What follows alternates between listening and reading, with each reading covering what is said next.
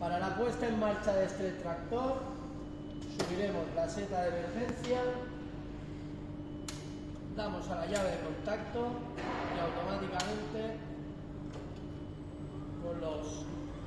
con las mariposas de acelerador aceleraremos hacia adelante o hacia atrás. Es muy sencillo, es un tractor que gira en 180 grados.